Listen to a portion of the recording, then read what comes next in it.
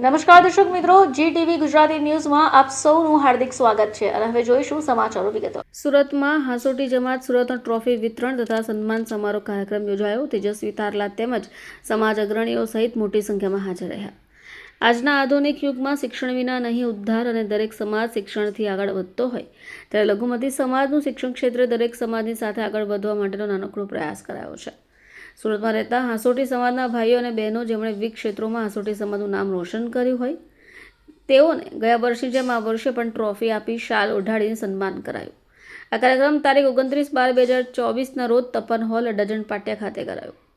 ચાલુ વર્ષે SSC, HSC તેમજ માસ્ટર ડિગ્રીમાં 70% મેળવ્યા હોય, B.Ed કર્યું હોય અથવા રાજકીય સામાજિક ક્ષેત્રે અથવા ખેલકૂદમાં મેડલ મેળવ્યું હોય, પોલીસ ખાતામાં નોકરી શરૂ હોય તેમજ હાફિઝ આલેમ મુફ્તી બનેલ હોય તેમનો ટ્રોફી આપીને તથા શાલ ઓઢાડીને સન્માન કરાયું હતું। બાઉભાઈ શેખ, હાંસોટી સમાજ સુરત, આ સતત બીજા વર્ષે અમે આ કાર્યક્રમ કરવા જઈ રહ્યા હતા અને આ કાર્યક્રમ અમારું સફળતાપૂર્વક સંપૂર્ણ થયેલ છે।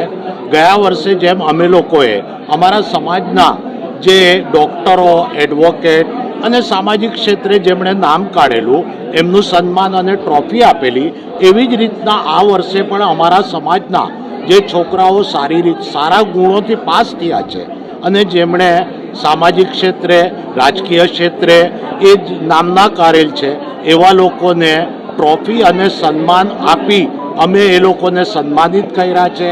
અમારા ત્યાં આજે અમારા ખાસ મહેમાન જે UAEમાં રહે છે સાદિકભાઈ દાદાભાઈ સાહેબ અને સાઉથ આફ્રિકાથી સુફિયાનભાઈ ધીરા અને અમારા સમાજના દરેક આગેવાનો જે સુરતમાં રહે છે એ પણ હાજર રહ્યા। એ લોકોએ અમને આશીર્વાદ અને દુઆઓ પણ આપી।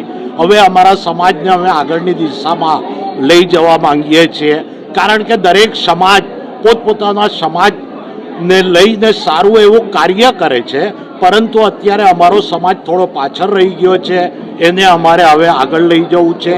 ખાસ કરીને અમારે શિક્ષણ ક્ષેત્રે અને અમારા સમાજની એકતા અને એકતા થકી અમારે આ દેશના વિકાસમાં સહભાગી થવું છે।